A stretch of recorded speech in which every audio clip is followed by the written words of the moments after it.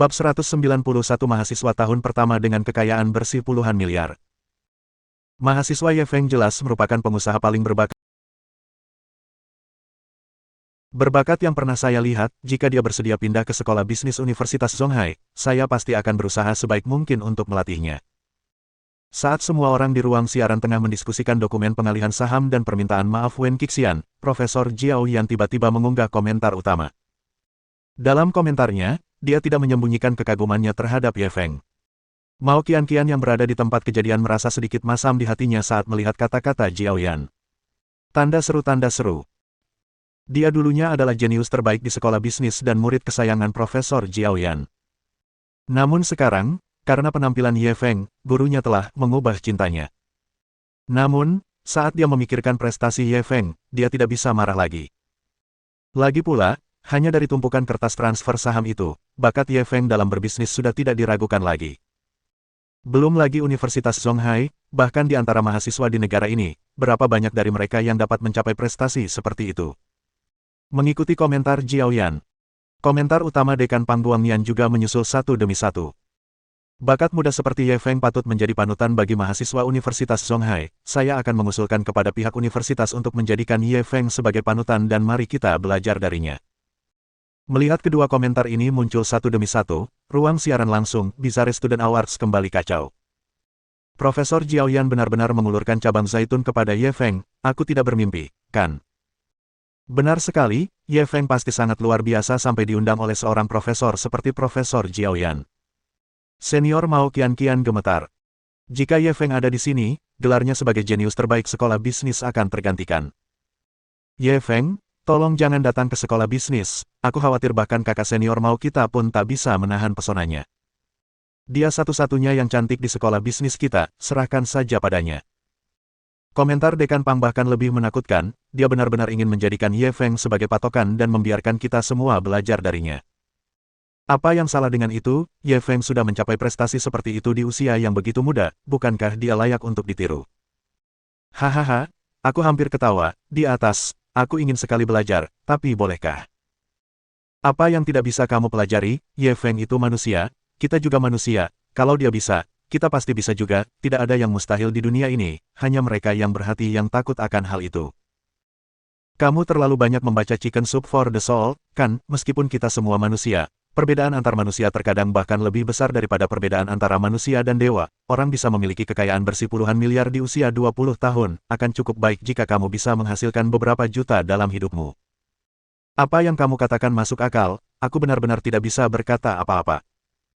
Aku sudah mengerti kenapa Shen Baitian dan gadis itu begitu tergila-gila pada Ye Feng, wanita mana yang tidak akan menyukai pria seperti dia. Pria yang luar biasa adalah sumber daya yang langka, tentu saja, orang-orang akan memperjuangkannya. Saya pikir Shen Baitian melakukan hal yang benar. Sayang sekali aku tidak secantik Shen Baitian, Ye Feng mungkin tidak akan tertarik padaku. Jadilah lebih percaya diri dan hilangkan kata, seharusnya, dia pasti tidak akan menyukaimu. Bukan hanya di ruang siaran langsung, Bizarre Student Awards. Semua orang, termasuk mereka yang berada di tempat acara, merasa sedikit emosional. Ye Feng memiliki kekayaan keluarga yang sangat besar di usia yang begitu muda. Jika dia ditetapkan sebagai patokan bagi para mahasiswa Universitas Zonghai, kemudian, ia akan menjadi sosok legendaris di Universitas Zonghai. Ia akan dipuja oleh banyak adik-adik junior, membayangkannya saja sudah membuat mereka iri. Namun, semua orang juga sangat jelas. Ada beberapa hal yang tidak dapat membuat iri. Para jenius sejati membuat orang-orang bahkan tidak bisa merasa cemburu.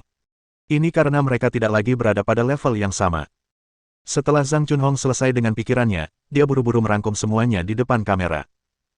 Baiklah, itu saja program untuk penghargaan mahasiswa aneh hari ini. Nah, sekarang mari kita rangkum pencapaian hari ini. Pertama-tama, kami menemukan sepotong giok kaisar di rumah Ye Feng. Kami akan mematok harganya 600 juta yuan. Kami juga menemukan banyak sertifikat kepemilikan properti. Karena keterbatasan waktu, kami tidak bisa memberikan nilai pasti, jadi untuk saat ini kami akan menghitungnya sebesar 3 miliar. Mengenai dokumen pengalihan saham ini, karena melibatkan rahasia dagang, agak merepotkan bagi kami untuk mengungkapkan rasio pembagian saham secara spesifik. Namun, nilai totalnya seharusnya sekitar 6 atau 7 miliar. Tepat saat dia menyita aset Ye Feng. Di pihak Universitas Zonghai, Pang Guangyan dan Jiao Yan telah tiba di kantor kepala sekolah. Pada saat itu, kepala sekolah Hu Donghai sedang bekerja di mejanya. Hu Donghai terkejut melihat mereka berdua datang bersama. Kalian berdua biasanya sulit ditemukan, dan bahkan sulit untuk melihat salah satu dari kalian. Hari ini, kalian berdua benar-benar muncul bersamaan. Apakah matahari terbit dari barat? Pang Guangyan dan Jiao Yan saling berpandangan dan tersenyum ketika mendengar godaan kepala sekolah Hu Donghai. Kepala sekolah, kami di sini hari ini untuk melaporkan sesuatu kepada Anda.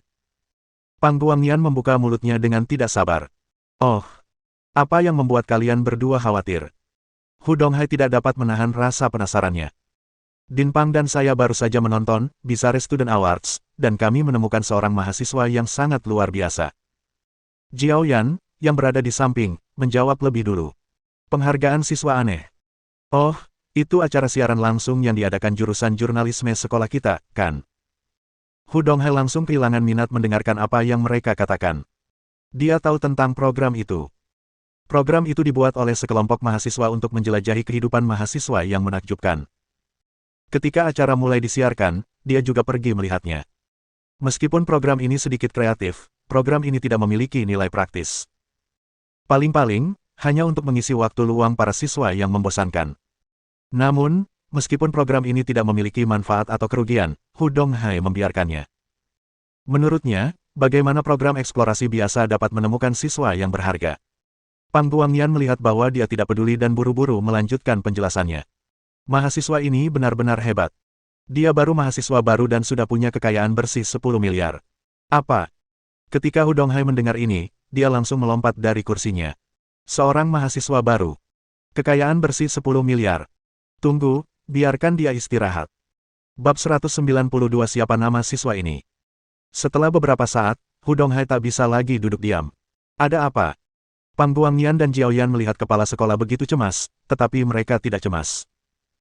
Mereka duduk di sofa dengan santai dan menyeruput teh mereka perlahan-lahan. Hu Donghai berjalan mendekat dengan tidak sabar. Kenapa kalian tidak memberitahuku apa yang terjadi? Jiao Yan juga takut membuat kepala sekolah lama cemas, jadi dia harus menjelaskan. Hari ini, tim seksi, penghargaan mahasiswa aneh, pergi menjelajahi asrama seorang mahasiswa. Begitu mereka masuk, mereka menemukan sepotong batu giok mentah. Hu Donghai agak bingung. Apa istimewanya batu giok mentah itu? Jiao Yan mengangguk setuju. Kalau itu cuma batu giok mentah biasa, tentu saja tidak langka. Tapi batu mentah ini bukan barang sepele. Apa istimewanya itu? Kepala sekolah, jangan selalu menyela saya. Baiklah, baiklah, baiklah. Aku tidak akan mengganggumu. Cepat beritahu aku. Jiao Yan membetulkan posisi duduknya.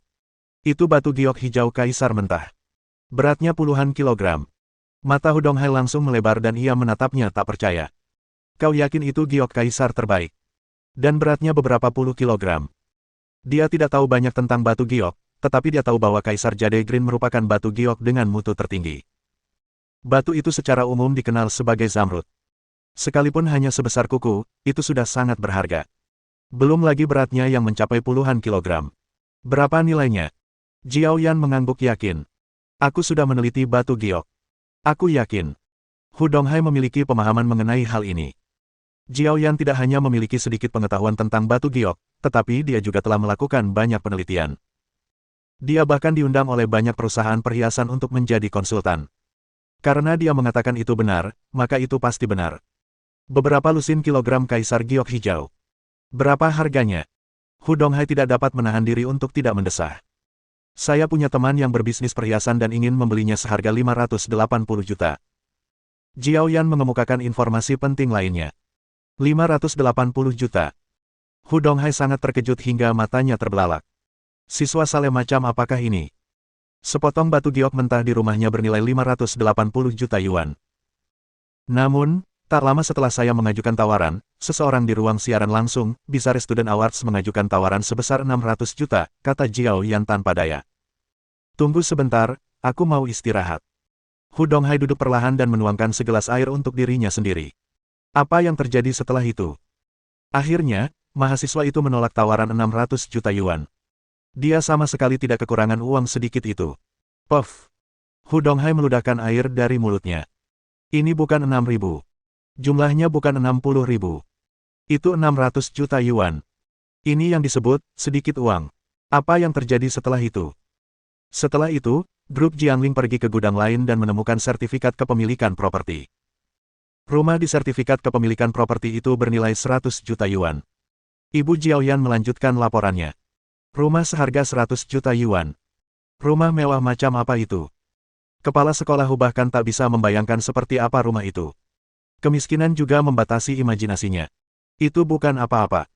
Waktu grup Jiangling membuka laci di meja mahasiswa, isinya penuh dengan sertifikat kepemilikan properti. Laci penuh sertifikat kepemilikan properti. Mata kepala sekolah terbelalak karena tidak percaya. Ini adalah pertama kalinya dia mendengar bahwa sertifikat kepemilikan properti dapat digambarkan sebagai laci penuh. Petik 1.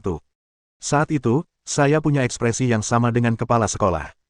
Kami berdua merasa itu tidak masuk akal.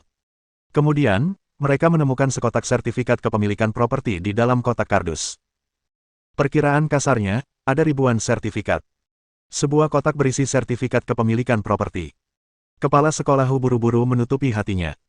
Dia merasa tidak sanggup mendengarkannya lagi, atau dia akan kena serangan jantung. Terlebih lagi, jika orang yang berbicara itu bukan Jiaoyan, dia akan mengira bahwa Jiaoyan sedang berbicara dalam tidurnya. Sertifikat kepemilikan properti. Apakah benda ini masih bisa disebut sebagai laci atau kotak? Namun, Hu Donghai juga tahu bahwa Jiaoyan adalah seorang profesor di sekolah bisnis Universitas Zonghai. Ia sangat disiplin dalam belajar dan tidak pernah bicara omong kosong. Itulah sebabnya dia merasa sulit menerimanya. Ada ribuan sertifikat kepemilikan properti. Ini sungguh tidak dapat dipercaya. Namun, ini bukanlah akhir. Pang Guangyan juga mengambil kesempatan untuk berbicara. Saat itulah saya memasuki ruang siaran langsung. Lalu, saya melihat adegan paling mengejutkan yang pernah saya lihat seumur hidup. Hu Donghai menatapnya ragu. Mungkinkah ada sesuatu yang lebih mengejutkan? Dibandingkan dengan apa yang akan terjadi selanjutnya, adegan-adegan sebelumnya tidak ada apa-apanya. Puff, ini bukan apa-apa. Selanjutnya, grup Jiangling dari Penghargaan Mahasiswa Aneh datang ke kamar pengasuh dan menemukan sebuah kotak sepatu. Di dalamnya terdapat surat pengalihan saham untuk Yuan Fangwon Chuang Real Estate. Perjanjian pengalihan saham. Hu Donghai sedikit terkejut. Ternyata ada perjanjian pengalihan saham. Benar. Sesuai perjanjian, mahasiswa tersebut akan memiliki 60% saham Yuan Fangwon Chuang Real Estate, yang nilainya setidaknya 600 juta yuan. Ini tidak mungkin palsu, kan? Hu Donghai merasa itu sedikit keterlaluan.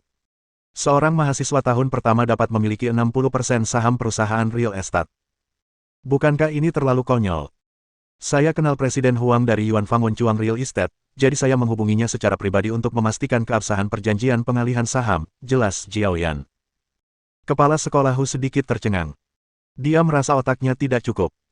Pang Guangyan melanjutkan, awalnya saya pikir acaranya akan berakhir di sini. Namun, mereka segera menemukan sebuah kotak sepatu berisi beberapa lembar kertas transfer saham. Hu Donghai menatapnya dengan tatapan kosong. Benar. Ada Lingyun Real Estate, Gedung Silver Brilliance, Hotel Tianhe, Pusat Perbelanjaan Taigu, dan banyak perusahaan berkualitas tinggi lainnya. Total nilainya setidaknya 7 hingga 8 miliar yuan. Ketika Hu Donghai mendengar ini, dia merasakan kulit kepalanya mati rasa. Kaisar Jade Green dan sertifikat properti sudah cukup mengejutkan. Akan tetapi, jika dibandingkan dengan pengalihan saham tersebut, nilainya sedikit lebih rendah. Sulit baginya membayangkan seorang mahasiswa tahun pertama bisa memiliki begitu banyak saham perusahaan. Dia baru saja masuk sekolah dan telah menjadi bos besar di dunia bisnis. Dia benar-benar seorang jenius yang belum pernah terlihat sejak berdirinya Universitas Zonghai. Sebagai kepala Universitas Zonghai, dia belum pernah mendengar tentang mahasiswa ini. Hal ini membuatnya sangat malu. Siapa nama siswa ini? Dia segera berbalik menatap Pang Guangyan dan Jiaoyan. Kamu Feng. Kamu Feng. Kepala sekolah Hu tercengang. Bab 193 seluruh sekolah terkejut. Angin berubah arah. Setelah waktu yang lama, Hu Donghai tertawa terbahak-bahak. Aku tidak menyangka kalau itu adalah si kecil ini. Pang Guangyan dan Jiaoyan saling berpandangan, keduanya agak heran. Kepala sekolah, apakah Anda kenal Ye Feng? Hu Donghai segera mengangguk. Tentu saja. Aku sudah mengantar istriku ke rumah sakit beberapa waktu lalu, tapi mobilku mogok di tengah jalan. Saya meminta bantuan pada mobil-mobil yang lewat, tetapi tidak ada seorang pun yang membantu saya. Saat itu, Kebetulan mahasiswa Ye Feng lewat dan mengantar saya dan istri ke rumah sakit. Ketika Pang Guangnian dan Jiao Yan selesai mendengarkan cerita Hu Donghai, mereka dipenuhi dengan rasa hormat yang mendalam terhadap Ye Feng. Aku tidak menyangka pelajar Ye Feng ini bukan hanya seorang jenius bisnis, tetapi juga anak baik yang bertindak berani demi tujuan yang adil. Dibandingkan dengan bakatnya di dunia bisnis, saya lebih menghargai karakternya. Siswa yang luar biasa seperti dia seharusnya menjadi teladan bagi kita semua. Kepala sekolah, saya sarankan kita menjadikan Ye Feng sebagai panutan dan membiarkan semua mahasiswa Universitas Zonghai belajar darinya. Saya setuju.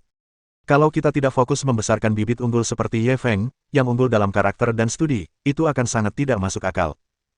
Setelah mendengarkan saran mereka, Hu Donghai mengerutkan kening dan merenung sejenak. Pada prinsipnya saya setuju dengan saran Anda, tetapi saya harap masalah ini dapat ditunda. Mengapa? Pang Guangnian dan Jiao Yan sama-sama bingung. Mereka sangat menyukai Ye Feng. Mereka ingin mengumumkan ke seluruh sekolah bahwa mereka belajar dari Ye Feng. Gara-gara siaran langsung hari ini, Ye Feng terdorong ke garis depan badai.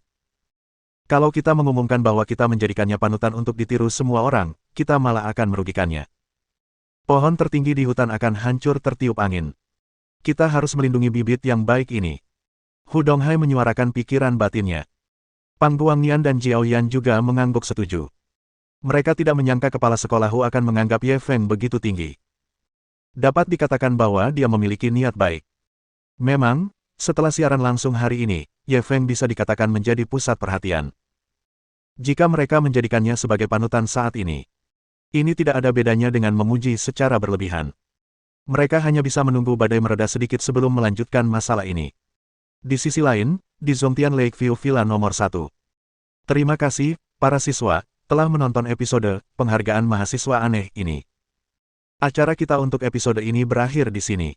Selamat tinggal. Zhang Chunhong hanya menghela napas lega setelah menyelesaikan pernyataan penutupnya. Siaran langsung hari ini lebih melelahkan daripada episode sebelumnya. Pada saat yang sama, keuntungannya sangat besar. Jumlah orang tertinggi yang online pada saat yang sama di ruang siaran langsung telah mencapai lebih dari 30.000. Merupakan suatu keajaiban bahwa program siaran langsung di kampus dapat menjangkau jumlah sebanyak itu. Mereka telah menerima hampir 1 juta yuan hanya sebagai hadiah. Ini adalah sesuatu yang tidak pernah mereka impikan. Semuanya sudah bekerja keras.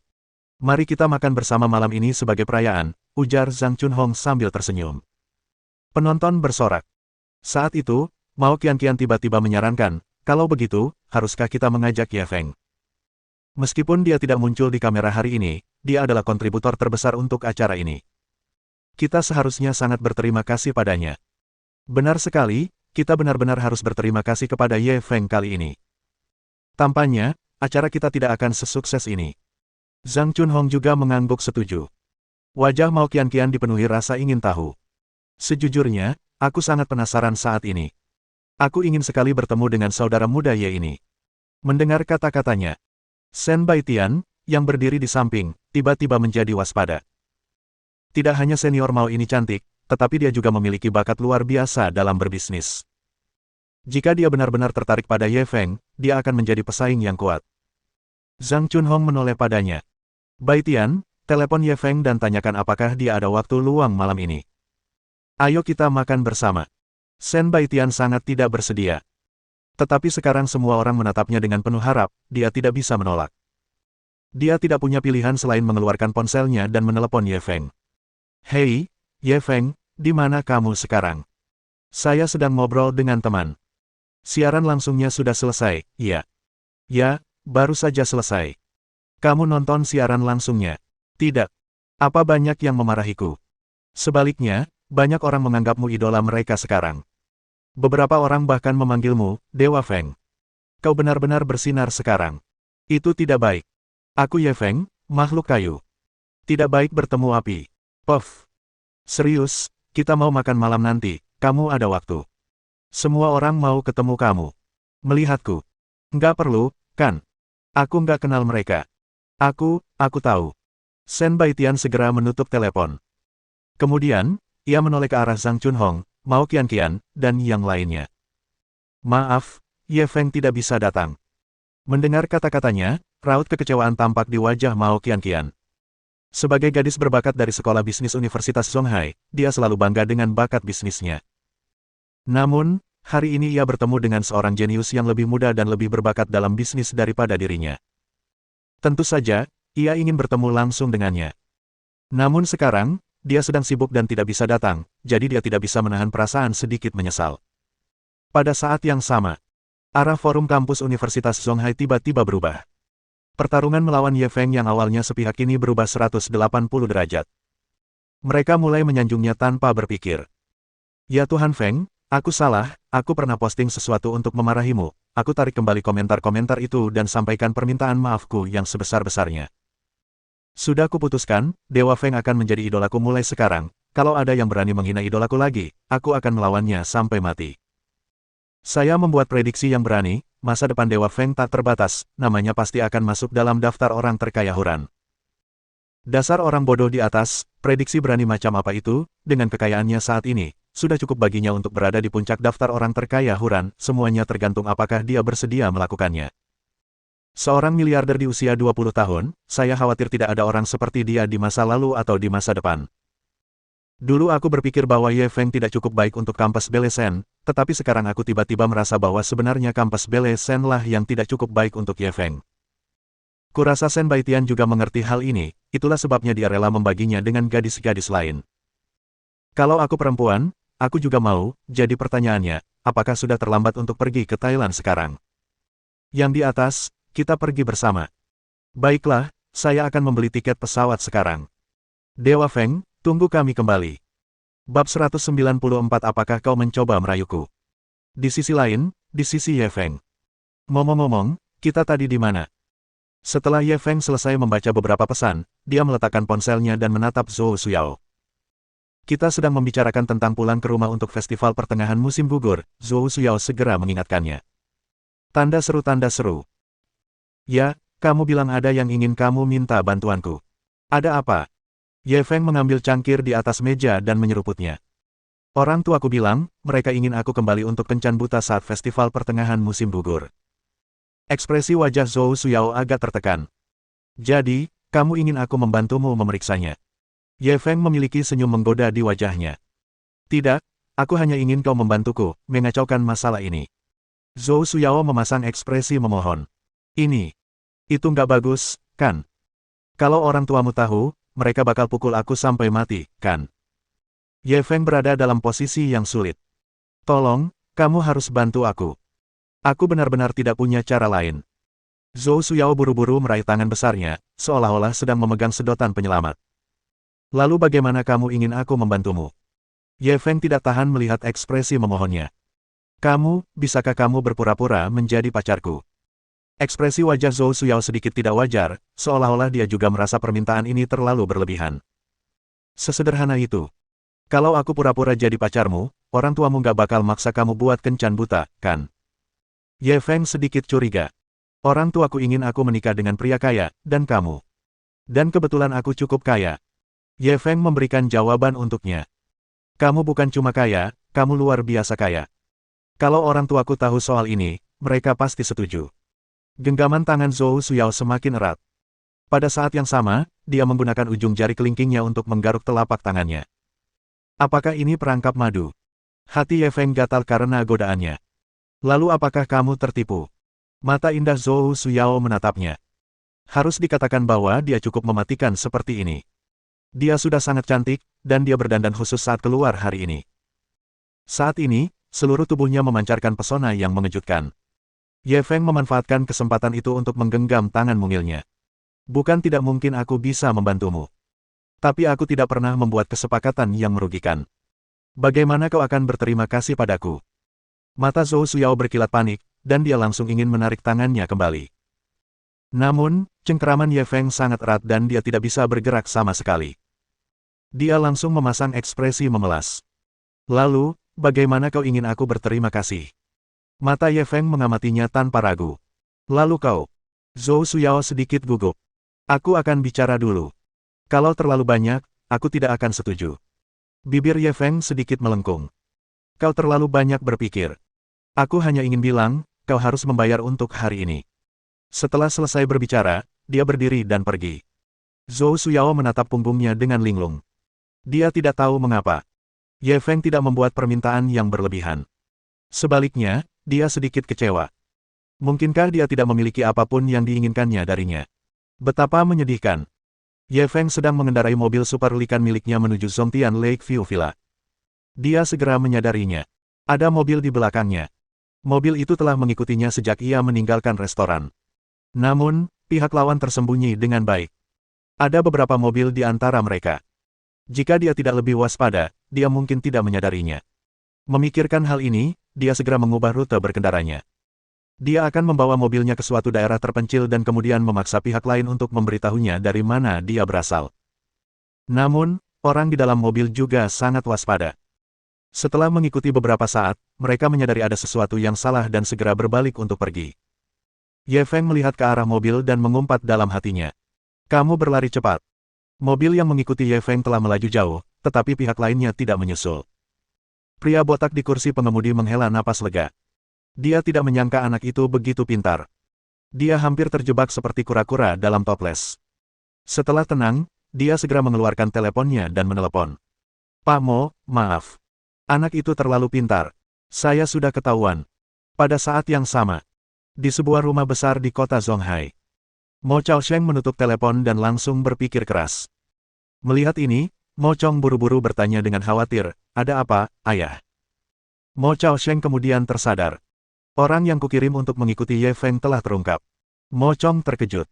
Bajingan kecil ini begitu waspada. Bahkan orang-orang yang kau kirim pun ketahuan. Mo Chaosheng mengangguk dengan sungguh-sungguh. Anak ini ternyata lebih sulit dihadapi daripada yang kukira. Sepertinya kita harus mengubah strategi. Apa yang ingin kamu lakukan? Tanya Mo Chong dengan cemas. Mo Chaosheng menyentuh dagunya. Jangan memprovokasi dia untuk sementara waktu. Kita pikirkan cara untuk mendapatkan pecahan peta harta karun rahasia Raja Siang dari Shen Guanlin dulu. Setelah itu, kita cari kesempatan untuk mencari tahu latar belakang anak ini. Mo Chong langsung cemas. Ayah, apa ayah akan membiarkan bajingan kecil ini lolos? Bagaimana mungkin? Dia masih punya bukti tentangku di tangannya, dan dia bisa mengambil nyawaku kapan saja. Bajingan! Mo Chaosheng langsung berteriak, kami datang ke Zonghai untuk membantu Tuan Niu mendapatkan pecahan peta harta karun rahasia Raja Siang. Jika kami tidak bisa menyelesaikan tugas ini, kami semua akan mati. Ketika Mo Chong mendengar nama Tuan Niu, wajahnya langsung pucat. Dia tidak berani mengatakan apa-apa lagi. Mo Chaosheng mendesah dan menepuk bahunya. Jangan khawatir, Chonger. Aku akan membiarkan anak itu berkeliaran beberapa hari lagi. Setelah kita berhasil mendapatkan pecahan peta harta karun rahasia Raja Siang, aku pasti akan membantumu menyingkirkan bocah itu. Mo Chong mengangguk berat, dan ekspresi garang muncul di wajahnya. Aku ingin mencabik-cabiknya menjadi ribuan keping. Bab 195 si cantik, kamu akan kaya, tahu nggak? Di sisi lain, di dalam mobil Super Likan, Ye Feng memikirkan tentang apa yang terjadi sebelumnya saat dia mengemudi pulang. Saat ini, orang-orang yang akan mengirim orang untuk menyelidikinya, tersangka terbesar hanya bisa Mo Chaosheng dan putranya. Selain itu, dia tampaknya tidak menyinggung musuh kuat manapun. Tanda seru. Setelah memikirkannya, Ye Feng langsung merasa rileks. Pasangan ayah dan anak yang bodoh itu berani menjadi musuhnya. Lebih baik mereka menyerah pada ide ini sesegera mungkin, atau Zonghai akan menjadi tempat pemakaman mereka. Saat Ye Feng memasuki area villa, dia melihat Lin Junjun keluar dari gedung manajemen properti. Lin Junjun juga pernah melihat Ye Feng. Akan tetapi, dia berpura-pura tidak melihatnya dan berbalik untuk pergi. Ye Feng mempercepat lajunya dan menghentikan mobil spotnya di depan Lin Junjun. Kamu tidak melihatku. Dia bersandar di jendela mobil dan menatapnya sambil tersenyum. Aku melihatmu. Lin Junjun mengalihkan pandangannya ke tempat lain. Kenapa kau mengabaikanku? Ye Feng sedikit bingung. Kenapa aku harus peduli padamu? Wajah Lin Junjun tegas, dan dia memiliki ekspresi yang tidak bisa didekati. Apakah aku pernah menyinggungmu? Melihat ini, Ye Feng sedikit bingung. Saya hanya seorang manajer properti kecil. Anda pemilik properti yang terhormat. Hanya kami yang tidak melayani Anda dengan baik. Kapan Anda pernah menyinggung kami? Kata-kata Lin Junjun dipenuhi duri, dan dia berbalik untuk pergi. Ye Feng segera keluar dari mobil dan berhenti di depannya. Katakan dengan jelas, apa alasannya? Lin Qianqian mundur selangkah untuk menjaga jarak. Tuan Ye, saya sedang bekerja. Jika Anda tidak punya hal lain untuk dikatakan, jangan ganggu saya. Melihatnya hendak pergi lagi, Ye Feng meraih lengannya. Siapa bilang aku baik-baik saja?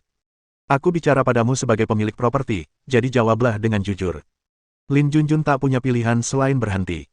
Apa yang ingin kau tanyakan? Ye Feng menatap matanya. Bagaimana aku menyinggungmu? Kenapa kamu marah? Lin Junjun memaksakan senyum palsu. Kamu tidak menyinggung perasaanku, jadi aku tidak marah. Ye Feng mengangguk. Baiklah, karena kamu tidak marah, aku butuh bantuanmu. Silakan bicara. Aku sedang bersiap-siap pulang kampung untuk merayakan festival pertengahan musim gugur. Hari itu adalah ulang tahun kakekku. Bantu aku memikirkan hadiah apa yang sebaiknya kuberikan padanya. Lin Qianqian cemberut kesal. Kenapa kamu tidak tanya pacarmu saja? Ye Feng langsung mengerti. Oh, kamu cemburu. Lin Junjun merasa sedikit canggung setelah ketahuan olehnya. Siapa yang cemburu? Aku tidak. Walaupun dia berkata begitu, ekspresinya sudah mengatakan semuanya. Pagi ini, dia melihat Shen Baitian membawa sekelompok orang ke rumah Ye Feng. Dia tampak seperti nyonya rumah. Hal ini langsung membuatnya merasa sedikit tidak nyaman. Ye Feng telah memberitahunya sebelumnya bahwa dia dan Shen Baitian hanyalah teman sekelas. Namun, tampaknya hubungan antara keduanya tidak sesederhana itu. Lin Junjun tiba-tiba merasa seolah-olah telah ditipu. Ye Feng terdiam. Aku tidak bisa menjelaskan hubungan kita dalam beberapa kata. Lagi pula, ini bukan hubungan seperti yang kau bayangkan. Tidak apa-apa kalau kau tidak percaya. Aku akan tanya orang lain, kata Ye Feng sambil hendak pergi. Aku percaya padamu, aku percaya padamu. Lin Junjun buru-buru menariknya kembali dan berpikir sejenak. Saya pikir jika kita ingin memberikan hadiah kepada lansia, pertama-tama kita harus mulai dengan hobi mereka. Kedua, lansia lebih hemat, jadi jangan membeli hadiah mahal. Setidaknya, jangan biarkan mereka berpikir itu mahal. Saat Ye Feng mendengarkan analisisnya, pikirannya berangsur-angsur menjadi jernih. Kakek saya selalu menyukai jam tangan mekanik, dan nenek saya selalu menyukai batu giok. Untuk membiayai kuliah saya, beliau bahkan menjual sepotong batu giok warisan leluhurnya. Saya bahkan melihatnya menangis diam-diam saat itu. Lin Junjun buru-buru mengangguk. Kalau begitu, kamu bisa memberi kakek jam tangan mekanik dan nenek sepotong batu giok. Aku tahu toko batu giok. Toko itu jaringan nasional dan mereka punya banyak batu giok bagus. Ye Feng mengangguk dan mengamatinya. Caramu memanggil kakek dan nenek bahkan lebih akrab daripada aku, cucu mereka. Wajah Lin Junjun memerah. Siapa kau? Aku sudah membantumu menemukan ide, dan kau masih menggodaku. Aku tidak mau bicara denganmu lagi. Setelah dia selesai berbicara, dia bergegas pergi. Karena dia berjalan terlalu cepat, kakinya terkilir dan hampir terjatuh. Ye Feng melihat ekspresi bingungnya dan tidak dapat menahan tawa. Lin Junjun berbalik dan melotot ke arahnya dengan cara yang sangat genit. Ye Feng menghela napas sejenak, lalu kembali ke mobil spotnya. Setelah kembali ke mobil Super Likan, Ye Feng tidak terburu-buru pulang. Ia malah langsung menuju ke toko batu giok yang disebutkan Lin Junjun. Toko batu giok bernama Yu Shengyan, terletak di jalan pasang surut paling makmur di Zonghai. Lokasinya hanya beberapa ratus meter dari cabang Zonghai Taigu Shopping Center, dan merupakan toko batu giok termewah di Zonghai. Saat Ye Feng masuk ke toko, beberapa asisten toko wanita yang tengah duduk dan mengobrol berdiri satu demi satu. Namun, ketika mereka melihat apa yang dikenakannya, mereka semua duduk kembali. Itu karena jas bermerek yang dikenakan Ye Feng di pagi hari terkena cipratan air kotor dari baskom. Oleh karena itu, ia membeli satu set pakaian dari sebuah toko pakaian kecil di pinggir jalan seharga 200 yuan. Ia tampak kurang sopan dan tidak terlihat seperti orang kaya. Sekarang, Ye Feng diabaikan oleh para pramuniaga itu, dan dia merasa sedikit canggung. Pada saat ini, seorang asisten penjualan wanita yang tampak sedikit tidak nyaman berjalan mendekat dengan takut-takut. Tuan, apa yang bisa saya bantu? Kalau dilihat-lihat, dia jelas seorang pemula. Bolehkah saya bertanya, berapa komisi Anda? Ye Feng tidak terburu-buru menjawabnya. Sebaliknya, ia mengajukan pertanyaan. Saya baru di sini, jadi komisi saya sangat rendah, hanya sedikit lebih dari 2%, jawab gadis itu dengan jujur. Bibir Ye Feng melengkung membentuk senyuman yang indah. Cantik, kamu akan kaya, kamu tahu itu. Bab 196 Ikan Besar Tersembunyi. Mendengar kata-kata aneh Ye Feng, asisten penjualan wanita baru itu sedikit tercengang, tetapi dia hanya mengangguk sopan. Terima kasih atas kata-kata baik Anda. Saya asisten nomor 81 di toko kami. Bolehkah saya tahu apa yang bisa saya bantu? Namun, dia tidak menganggap serius kata-kata Ye Feng. Lagi pula, meskipun dia masih pendatang baru, dia tetap punya pandangan yang tajam terhadap hal ini. Tanda seru tanda seru. Dari pakaian pelanggan di depannya, dia jelas bukan orang kaya. Tidakkah dia melihat bahwa beberapa rubah tua di toko tidak datang menyambutnya? Sulit untuk mengatakan keterampilan apa lagi yang dimiliki rubah-rubah tua itu, tetapi penilaian mereka terhadap orang-orang sangat akurat. Seseorang hanya perlu melihat pakaian pelanggan dan cara mereka berbicara untuk menilai-nilai pihak lain secara akurat. Jika mereka pelanggan kaya, orang-orang ini tidak akan pernah memberikannya kepada pemula seperti dia. Hanya pelanggan kelas bawah yang tidak bisa mendapatkan banyak hal dari mereka yang akan menjadi ikan yang lolos dari jaring. Lagi pula, mereka hanya akan mendapat komisi 10 hingga 20 yuan untuk barang giok kelas bawah yang harganya beberapa ratus yuan. Selain itu, pelanggan ini biasanya lambat karena kendala keuangan mereka. Para rubah tua ini tidak akan membuang-buang waktu dan tenaga mereka demi beberapa lusin yuan. Seperti yang diharapkan. Saat asisten nomor 81 asyik dengan pikirannya, seorang pelanggan lain kebetulan masuk dari luar. Pakaian yang dikenakan pelanggan pria itu setidaknya bernilai beberapa ribu yuan. Dia jelas pelanggan berkualitas tinggi. Beberapa asisten penjualan wanita yang tadi meremehkan Ye Feng, bagaikan segerombolan serigala betina yang baru saja melihat daging, langsung menyerbu ke arahnya. Mereka mengelilingi pelanggan pria itu dan menyanjungnya. Melihat ini, Ye Feng tak kuasa menahan senyum dan menggelengkan kepalanya. Ayo pergi. Asisten toko perempuan nomor 81 mengalihkan pandangan irinya. Tuan, silakan ikuti saya. Toko batu giok itu sangat besar, lebih dari 2000 meter persegi. Ada banyak konter di toko itu, dan tiap konter dipenuhi dengan berbagai artefak giok yang mempesona. Asisten penjualan nomor 81 membawa Ye Feng ke salah satu konter. Tuan, bolehkah saya bertanya apakah Anda membeli batu giok untuk diberikan kepada orang lain? Ya, untuk siapa ini? Nenek saya. Kalau begitu, kupikir kau bisa lihat gelang-gelang ini. Wanita tua itu pasti akan menyukainya. Ye Feng melihat ke arah yang ditunjuknya dan tersenyum. Gelang yang dibicarakannya umumnya berharga antara 100 hingga 5,00 yuan. Siapa yang kamu pandang rendah? Bagaimanapun, dia adalah salah satu dari 10 orang terkaya di kota Zonghai. Kau hanya memperlihatkan padaku gelang yang nilainya beberapa ratus yuan. Kalau kamu punya nyali, tunjukkan padaku 1000. Saya rasa kualitas gelang-gelang ini kurang bagus, apakah Anda punya yang kualitasnya lebih baik? Ye Feng berusaha sebisa mungkin mempertahankan senyum sopan. Oh, baiklah. Kalau begitu, ikutlah denganku. Asisten penjualan nomor 81 terpaksa membawanya ke konter lain. Kualitas gelang di sini lebih baik daripada giok di sana, tapi harganya mungkin sedikit lebih mahal. Ye Feng pergi ke konter dan melihat harga gelang tersebut. Benar saja, harganya sedikit lebih mahal daripada di konter sana.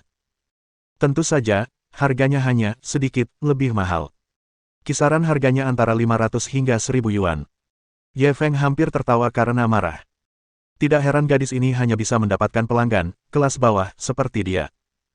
Aku memberimu kesempatan, tapi kau tidak menggunakannya. Apakah ada yang lebih mahal? Ye Feng sebaiknya menjelaskan semuanya padanya. Pak, batu giok di kedua meja ini sudah yang paling hemat biaya.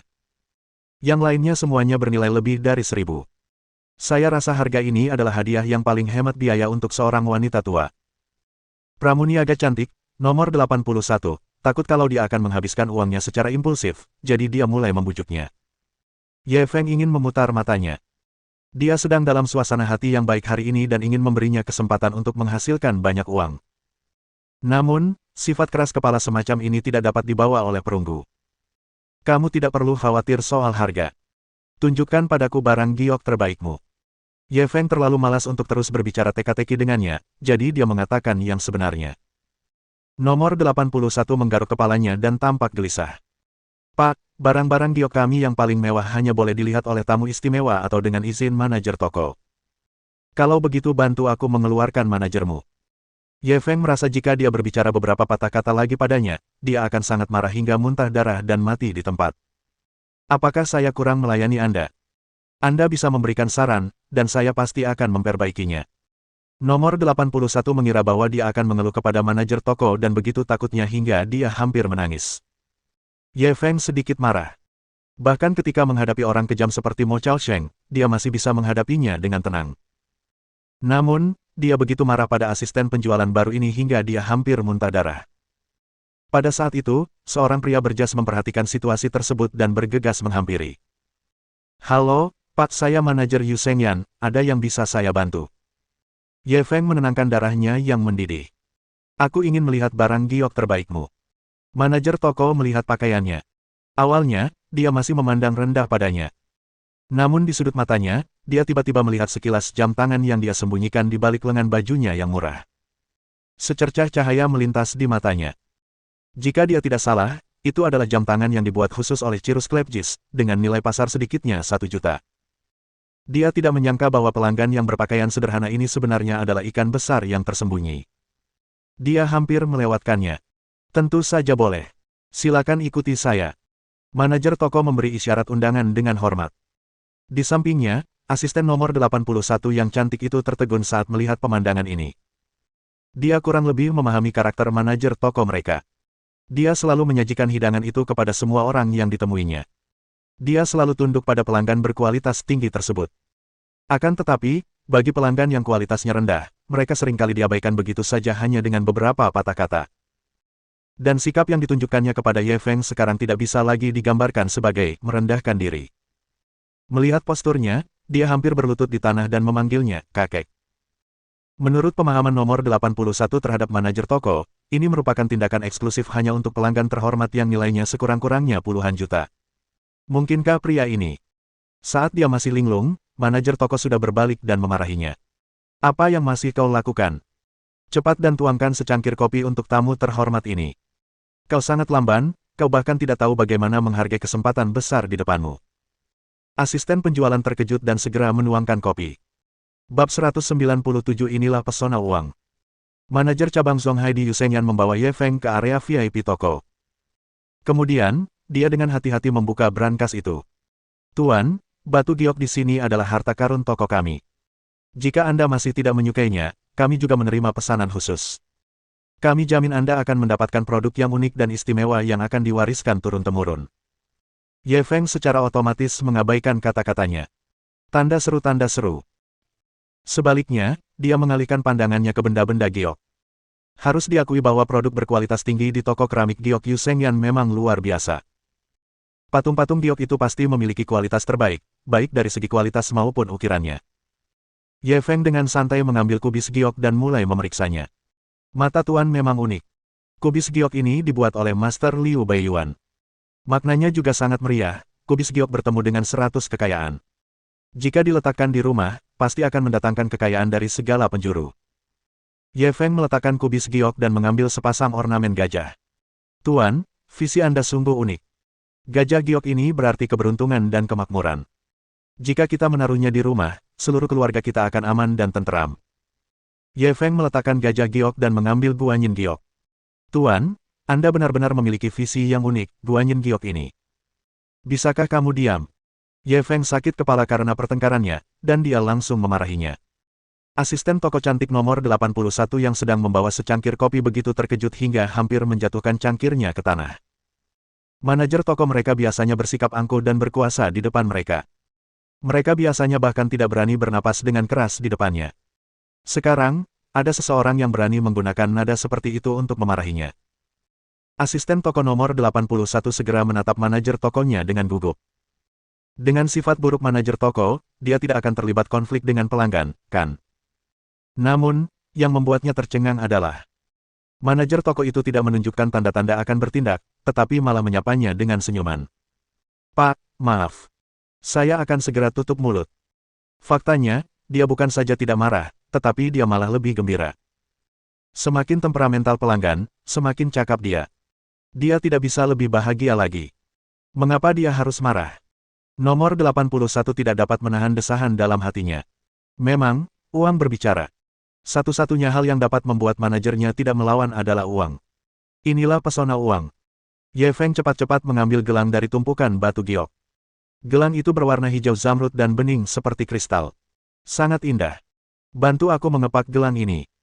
Dia mengambil gelang itu dan menoleh untuk memberikannya kepada asisten penjualan wanita. Pramuniaga itu melihat gelang itu dan terkejut. Pak, gelang ini harganya 1,68 juta yuan. Mau dipertimbangkan lagi. Manajer toko hampir muntah darah. Bagaimana dia bisa memiliki bawahan sebodoh itu? Orang lain akan memutar otak untuk memikirkan cara menipu pelanggan mereka. Pelanggan itu bahkan tidak menganggapnya mahal, tetapi dia menyarankannya untuk tidak membelinya. Dia benar-benar ingin maju dan mencekik asisten penjualan cantik nomor 81 itu. Ye Feng tersenyum acuh tak acuh. Asal nenekku bahagia, berapapun uang yang kuhabiskan, itu sepadan. Nomor 81 ingin melanjutkan. Manajer toko buru-buru mendorongnya ke samping dan menyapa Ye Feng sambil tersenyum. Tuan, bakti Anda sungguh menyentuh hati. Saya akan mengantar Anda melunasi tagihannya sekarang. Silakan lewat sini. Ye Feng mengikutinya ke kasir dan mengambil kartu bank. Tangan manajer toko gemetar saat ia mengambil kartu dan membayar tagihannya sendiri. Dia telah bekerja di toko batu giok selama bertahun-tahun. Akan tetapi, masih sangat jarang untuk melihat pesanan sebesar itu dengan jumlah jutaan dolar. Saat Ye Feng memasukkan kata sandi, setiap kali pembaca kartu berbunyi, jantungnya akan berdebar kencang. Dia takut pihak lain akan mengingkari janjinya. Ketika Ye Feng selesai memasukkan kata sandi, komputer memberitahukan bahwa pembayaran berhasil. Jantung manajer toko yang tadinya berdebar kencang akhirnya kembali tenang. Dia bahkan tidak repot-repot menyeka keringat di dahinya dan buru-buru mengembalikan kartu bank itu dengan kedua tangannya. Pada saat yang sama, ia mengeluarkan kartu emas dari sakunya. Pak, ini kartu VIP emas toko kami. Kalau Bapak Ibu datang lagi ke sini, Bapak Ibu akan mendapatkan diskon 20%. Sampai saat ini, asisten penjualan nomor 81 yang cantik itu masih tercengang. Dia belum pernah melihat laki-laki sekaya itu yang menghabiskan uangnya seperti sampah. Itu 1,68 juta. Keluarga biasa mungkin tidak akan mampu menabung begitu banyak uang sepanjang hidupnya. Namun, bagi orang kaya seperti dia, hal itu begitu mudah dan santai. Ye Feng menyimpan kartu bank dan kartu VIP emas, lalu dia berbalik dan meliriknya. Melihat ekspresinya, dia tiba-tiba merasa lucu. Lalu, ia menoleh ke arah manajer toko. Dia lumayan. Setidaknya, dia sangat tulus. Kuharap kau bisa melatihnya dengan baik. Kalau aku datang lagi, aku akan mencarinya untuk melayaniku. Manajer toko tertegun sejenak sebelum bereaksi. Dia buru-buru mendorong gadis itu. Tunggu apa lagi? Cepat dan ucapkan terima kasih kepada pria ini. Sebenarnya dia agak jengkel dengan asisten toko nomor 81 yang cantik itu. Jika dia tidak muncul tepat waktu hari ini, dia hampir saja membiarkan pelanggan besar ini pergi. Dia bahkan sudah memutuskan untuk memecatnya saat dia kembali. Namun sekarang, dengan kata-kata Ye Feng, pikiran ini segera terhapus. Dia tidak menyangka kalau orang bodoh ini akan dipilih oleh dewa para taipan ini. Hanya dapat dikatakan bahwa leluhurnya telah mengumpulkan karma baik. Setelah diingatkan oleh manajer toko, asisten toko nomor 81 yang cantik akhirnya bereaksi. Terima kasih. Terima kasih, Pak, saya. Ye Feng tersenyum padanya. Kamu sangat baik. Kamu harus menjaganya, jangan sampai tersesat. Nomor 81 mengangguk cepat. Ye Feng tidak mengatakan apapun lagi. Dia mengambil gelang yang telah dibungkus dan berbalik untuk berjalan keluar. Manajer toko dengan cepat menarik lengan baju gadis itu dan mengirim Ye Feng keluar dari toko batu giok. Beberapa asisten penjualan wanita yang acuh tak acuh terhadap Ye Feng pada awalnya semuanya terkejut ketika mereka melihat manajer toko mengantarnya pergi secara pribadi. Di masa lalu, manajer toko akan meminta mereka untuk mengusir pelanggan yang menghabiskan puluhan ribu yuan. Kalau dia sendiri yang mengantar, biayanya paling sedikit 100.000. Karena penasaran, beberapa dari mereka pun mengikutinya. Kemudian, mereka melihat Ye Feng duduk di dalam mobil sport yang sangat keren. Astaga! Mobil itu keren banget, ya. Aku belum pernah lihat mobil sport sekeren ini. Kayaknya aku pernah lihat mobil ini di majalah yang dibeli pacarku. Namanya, kayaknya Likan deh. Likan. Mobil ini mungkin tidak murah, kan? Harganya setidaknya 1 juta. Aku lupa.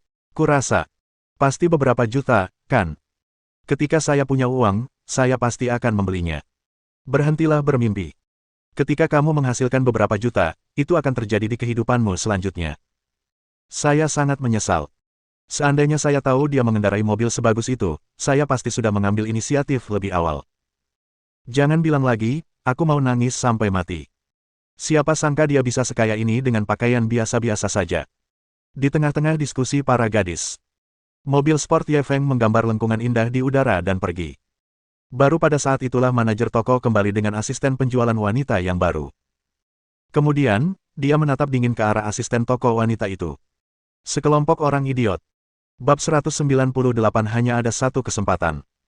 Di cabang Yusenyan di Zonghai, para asisten penjualan wanita tercengang oleh omelan manajer toko. Manajer, kami tahu kami salah. Tapi Anda tidak perlu memarahi kami, kan? Dan Anda bahkan memarahi kami dengan sangat parah, keluh seorang asisten penjualan wanita dengan nada kesal. Memarahimu. Kalau membunuh bukan hal yang ilegal, aku ingin sekali menusuk kalian berdua sekarang.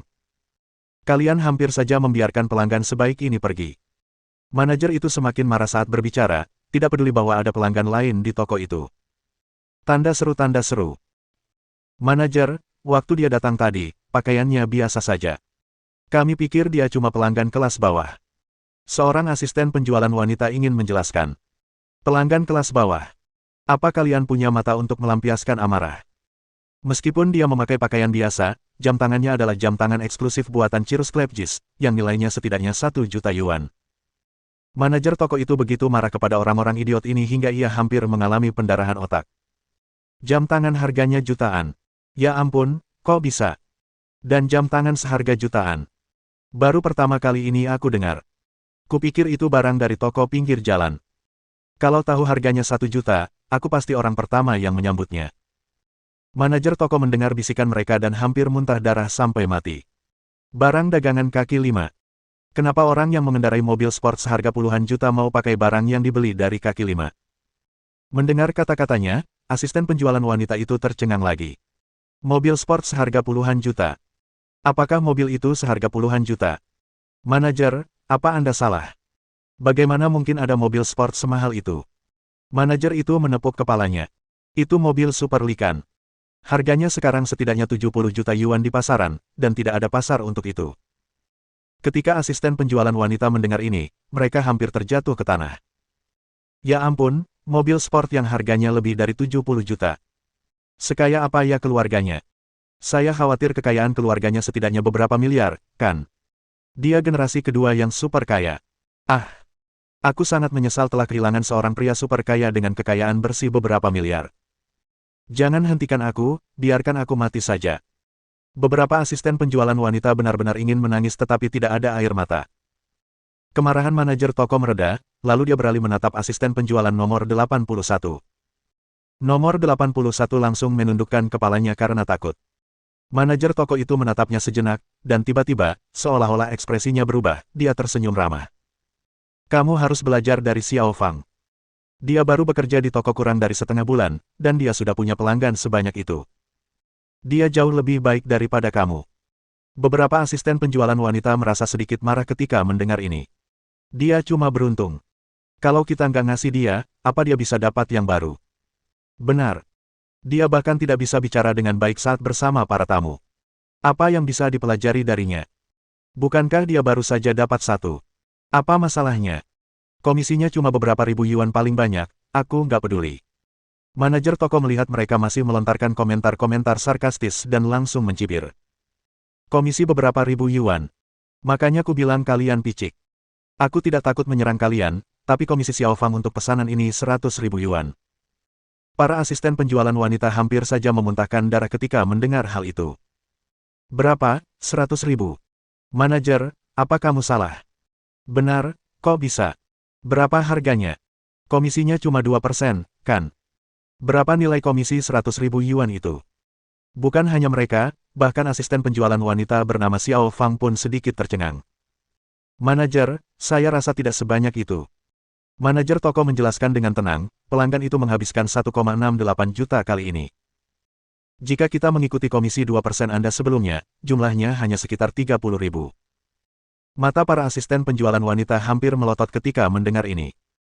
Ini bahkan lebih mengejutkan daripada mendengar bahwa Ye Feng mengenakan jam tangan seharga $1 juta dan mengendarai mobil sport yang bernilai puluhan juta. Lagi pula, entah itu jam tangan bermerek atau mobil mewah, semuanya miliknya. Mereka hanya sedikit terkejut. Namun, jumlah uang yang dibelanjakan pelanggan terkait langsung dengan komisi mereka. Meskipun komisinya cuma 2%, itu sudah lebih dari 30.000. Itu cukup untuk gaji mereka beberapa bulan. Seorang asisten penjualan wanita langsung bertanya, manajer, itu tidak benar. Bahkan jika pelanggan menghabiskan 1,68 juta yuan, Xiao Fang seharusnya tidak menerima komisi sebanyak itu. Manajer toko mengangguk dan melanjutkan penjelasannya. Tentu saja, tidak banyak jika kita hanya menghitungnya berdasarkan komisi asisten baru yang magang.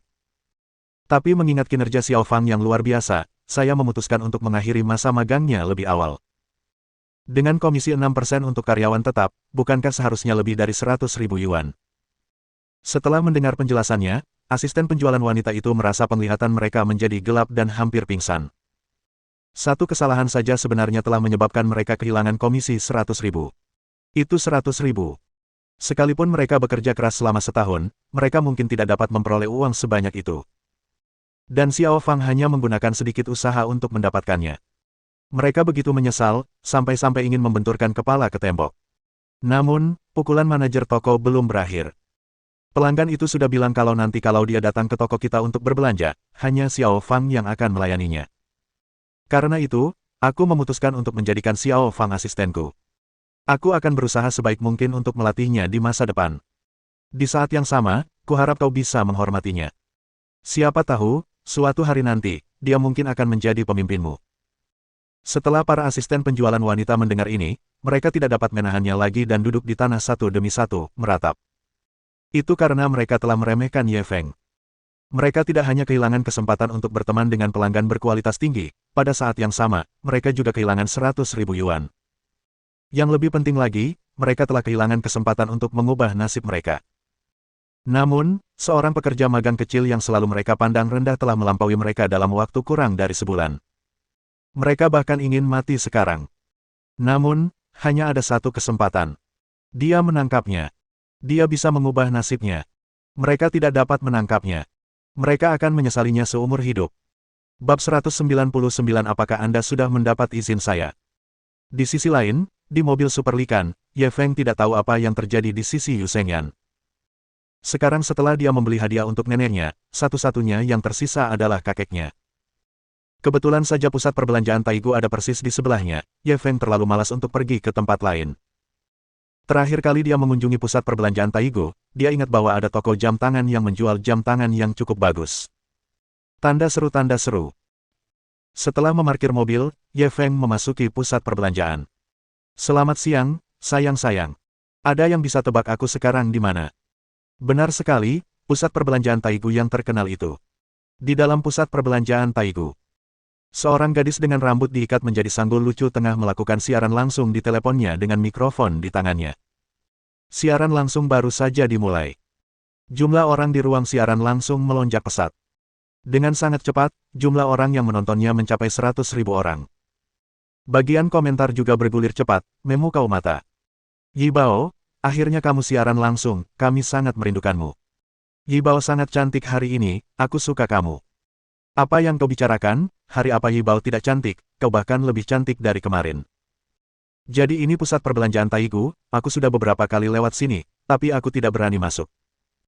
Saya dengar konsumsi di sini sangat tinggi, mereka yang bisa datang ke sini semuanya punya tambang di rumah. Aku tidak bisa membiarkan pacarku menonton siaran langsung ini, kalau tidak, aku harus makan tanah lagi bulan depan. Kurung siku buka kurung siku tutup. Gadis bersanggul itu tersenyum manis saat melihat komentar antusias semua orang.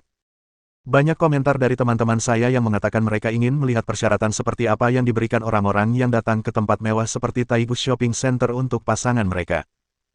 Hari ini, Yi Bao akan memuaskan rasa ingin tahu semua orang. Kami akan memilih beberapa orang secara acak dari lokasi acara dan mewawancarai mereka. Mari kita ikuti kamera kita dan wawancarai mereka. Kemudian, dia mengeluarkan ponselnya dan mulai mencari targetnya. Pada saat ini, dari kejauhan, dia melihat seorang anak laki-laki tampan berpakaian biasa berjalan ke arah mereka. Banyak diskusi langsung muncul di ruang siaran langsung. Pria itu sangat tampan, saya rasa kita bisa mewawancarainya. Tapi melihat pakaiannya, dia sepertinya tidak terlalu kaya, berani-beraninya dia datang ke pusat perbelanjaan Taigu untuk berbelanja. Kurasa dia kesini untuk membeli hadiah untuk pacarnya, dia mungkin sudah makan mie instan selama berbulan-bulan hanya untuk membeli hadiah ini. Kalau dia tidak mampu, ya sudah, jangan beli, kenapa dia harus bersusah payah dengan biaya sendiri. Kamu nggak ngerti, cewek zaman sekarang susah banget buat puasin hati, kalau kamu nggak beliin mereka, mereka bakal langsung cari cowok jangkung, kaya, dan tampan dalam hitungan menit. Bisakah cinta materialistis bertahan? Tetapi cinta tanpa hal-hal materi akan segera hancur. Apa yang kamu katakan masuk akal? Melihat kolom komentar, si gadis bersanggul mulai tertarik pada si anak laki-laki. Dia segera pergi menemui mereka. Halo, tampan. Kami sedang melakukan siaran langsung wawancara jalanan. Bolehkah kami mewawancaraimu? Dia sangat percaya diri dengan penampilannya. Dulu, kebanyakan orang akan dengan senang hati menerima wawancaranya. Hal ini terutama berlaku untuk anak laki-laki. Hingga saat ini, belum ada yang menolaknya. Namun, wawancara ini memberinya pukulan pertama dalam hidupnya. Ketika dia menyerahkan mikrofon, anak laki-laki itu mendorong mikrofon itu tanpa ampun dan berjalan mendekat dengan wajah tanpa ekspresi. Maaf, saya tidak bebas. Gadis bersanggul itu langsung tertegun. Dia tidak dapat kembali sadar untuk waktu yang lama. Ini adalah pertama kalinya dia ditolak oleh lawan jenis. Bagaimana ini mungkin? Tidakkah dia melihat ketampanannya yang bak dewa? Jika dia melihatnya, mengapa dia bersikap begitu tidak berperasaan? Bukan hanya gadis bersanggul itu. Bahkan para penggemar di ruang siaran langsungnya pun mendidih karena kegembiraan. Bukankah anak ini agak terlalu kasar, siapa dia? Benar, suatu kehormatan baginya untuk diwawancarai oleh Yi Bao, bagaimana mungkin dia bersikap seperti itu? Saya tidak ada di tempat kejadian, kalau saya ada di sana, saya pasti sudah menghentikannya dan bertanya kenapa dia tidak mau diwawancarai Yi Bao. Yi Bao kita adalah seorang streamer dengan 100.000 penggemar, bagaimana mungkin dia bisa menanggung keluhan seperti ini? Gadis bersanggul itu ditolak mentah-mentah oleh seorang pria di hadapan ratusan ribu penggemarnya. Terutama ketika dia melihat komentar di ruang siaran langsung, dia merasa semakin malu. Seketika semangat kompetitifnya bangkit dan dia terus mengejar. Dia menghalangi jalan anak laki-laki itu. Tampan, aku cuma mau wawancara kamu, aku nggak akan ngambil banyak waktumu. Anak laki-laki itu adalah Ye Feng. Dia melihat gadis bersanggul itu menyerahkan mikrofon kepadanya lagi dan mengambil gambarnya dengan telepon genggamnya. Hal ini langsung membuatnya sedikit kesal. Kamu rekam apa? Apa kamu sudah dapat izinku? Sambil berbicara, dia mengulurkan tangan untuk menghalangi kamera.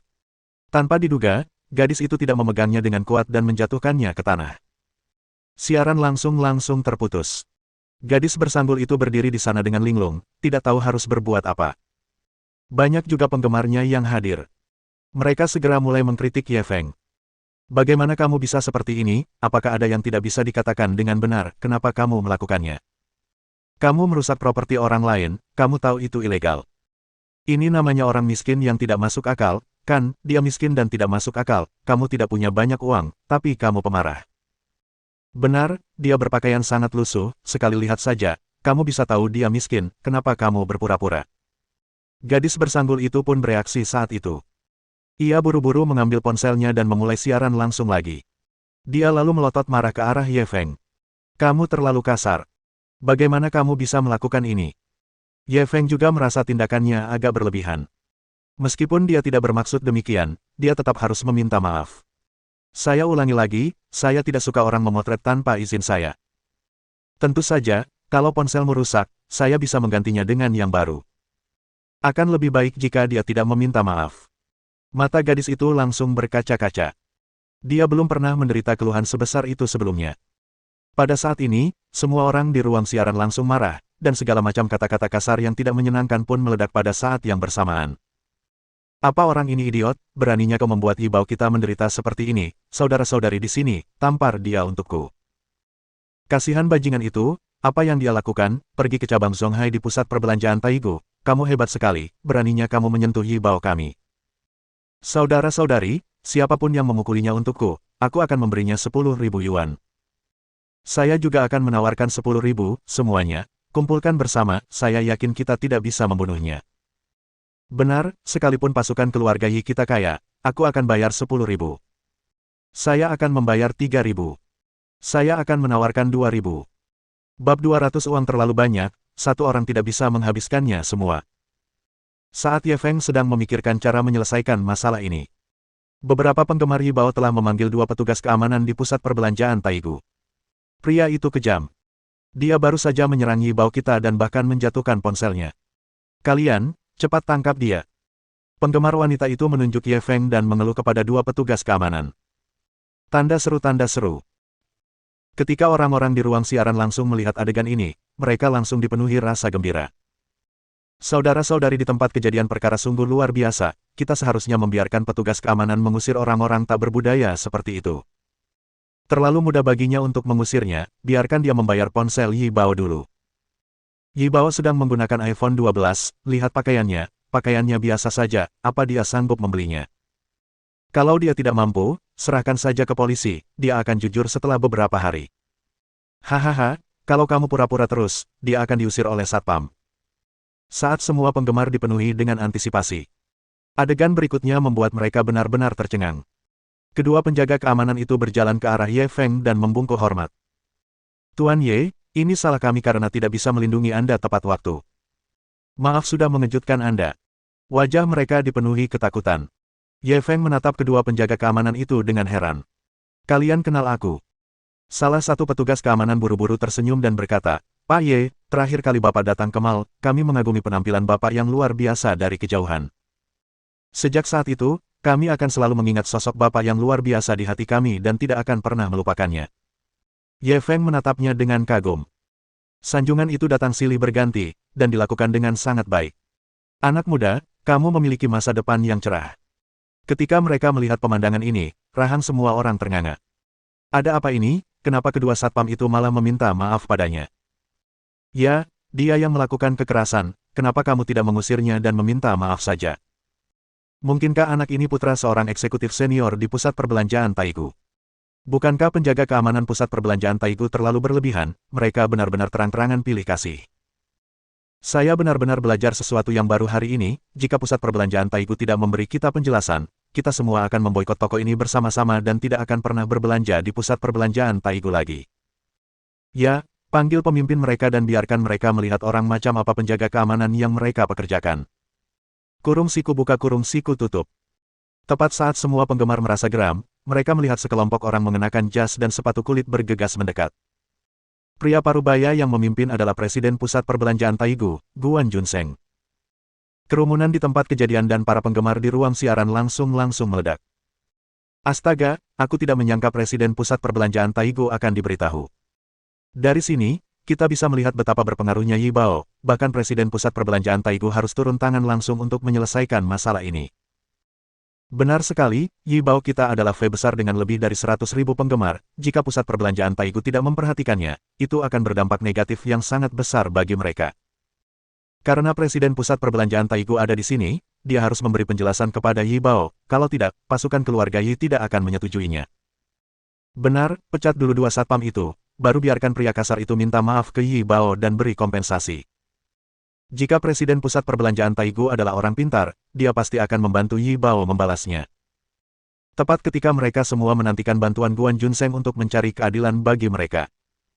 Lalu, ia bergegas menghampiri Ye Feng dan berkata dengan ketakutan, Tuan Ye, kenapa Anda tidak memberitahu saya kalau Anda akan datang? Saya bisa saja mempersiapkan diri untuk menyambut Anda. Saat dia mengatakan itu, para penonton dan orang-orang di ruang siaran langsung semuanya tercengang. Ada apa ini? Kenapa Presiden Pusat Perbelanjaan Taigu begitu sopan kepada pria yang kasar ini? Seharusnya tidak begitu, pria kasar itu berpakaian biasa saja, dia tidak terlihat seperti orang berstatus tinggi. Tetapi dilihat dari ekspresi Presiden Guan, dia tampaknya takut pada pria yang kejam ini. Mungkinkah anak ini adalah generasi kedua super kaya yang tersembunyi? Sekalipun dia adalah pewaris generasi kedua yang sangat kaya, dia seharusnya tidak bisa membuat Presiden Pusat Perbelanjaan Taigu begitu hormat, kan? Mungkinkah ada pemerasan apa terhadap Presiden Pusat Perbelanjaan Taigu yang dilakukan anak ini? Saya pikir itu mungkin. Bahkan gadis bersanggul itu menatap Ye Feng dengan tak percaya. Kedua penjaga keamanan itu sangat menghormatinya. Namun kini, bahkan Presiden Taigu Shopping Center sangat menghargainya. Dia tidak dapat menahan rasa terkejutnya. Apa latar belakang pria ini? Ye Feng hanya tersenyum melihat antusiasme Guan Junseng. Aku datang ke sini hari ini untuk membeli beberapa hadiah untuk para tetua di keluargaku. Aku tidak ingin mengganggumu. Guan Junseng sedikit kesal. Tuan Ye, Anda terlalu sopan dengan mengatakan hal-hal seperti itu. Anda sekarang pemilik asli pusat perbelanjaan Taigu. Saya hanya pelayan Anda. Mendengar perkataannya, gadis bersanggul itu langsung menutup mulutnya karena terkejut. Pemilik sebenarnya dari Taigu Shopping Center. Apa maksudnya? Mengapa dia tidak mengerti? Mungkinkah pemuda berpakaian sederhana ini sebenarnya adalah bos besar di balik layar pusat perbelanjaan Taigu? Ini sungguh tidak masuk akal, bukan? Itu tidak mungkin. Benar-benar mustahil. Guan Junseng berbalik dan meliriknya, lalu menoleh ke Ye Feng. Tuan Ye, apakah Anda butuh bantuan saya untuk menangani masalah di sini? Ye Feng menggelengkan kepalanya. Aku bisa menyelesaikannya sendiri. Setelah selesai bicara, ia berbalik dan berjalan ke arah gadis bersanggul itu. Aku tetap akan bilang begitu. Sangat tidak sopan menembak tanpa izin. Namun, aku juga membuatmu takut ketika aku hendak menghalangi kamera. Sebagai kompensasi, saya bisa menjawab 3 pertanyaan Anda. Gadis bersanggul itu kembali sadar dan buru-buru menata pikirannya. Apakah kamu punya pacar? Jika kamu mencari pacar, kemampuan seperti apa yang kamu inginkan darinya? Kemampuan untuk menghabiskan uang. Karena saya punya terlalu banyak uang, saya tidak bisa menghabiskannya sendirian. Setelah Ye Feng menjawab, dia tidak mengatakan sepatah kata pun lagi. Dia berbalik dan berjalan ke konter Rolex. Guan Junseng dan para eksekutif senior lainnya dari pusat perbelanjaan Taigu mengikutinya. Gadis dengan rambut berbentuk bola tidak punya waktu untuk bereaksi. Ruang siaran langsung sudah berjalan lancar. Ya ampun, jawabannya barusan keren banget. Kan apa karena uangnya terlalu banyak sampai nggak bisa dihabiskan satu orang, jadi, kamu mau cari pacar yang bisa boros. Pacar yang diimpikan semua gadis, kan, kamu cuma perlu bertanggung jawab untuk menjadi secantik bunga, dan dia akan bertanggung jawab untuk menafkahi keluarga. Kurasa dia sedang menyombongkan diri, terlalu banyak uang untuk dibelanjakan, bukankah ini terlalu berlebihan? Apakah menurutmu seseorang yang bisa membuat presiden pusat perbelanjaan Taigu begitu hormat adalah seorang yang menyombongkan diri? Sepertinya begitu. Tampan, aku tidak tahu apa-apa selain cara menghabiskan uang, bolehkah aku jadi pacarmu? Di atas, berbaris di belakang. Mohon dukungan dari omom ante-ante sekalian, buat subscribe atau sharekan novel Mimin ke Facebook kalian, agar channel Mimin bisa terus berkembang. Dengan begitu, Mimin bisa lebih semangat untuk up novel seru lain ke depannya. Sekiranya ada kebutuhan buat subback, silakan inbox Mimin atau tuliskan di kolom komentar, Mimin dulukan dengan ucapan terima kasih.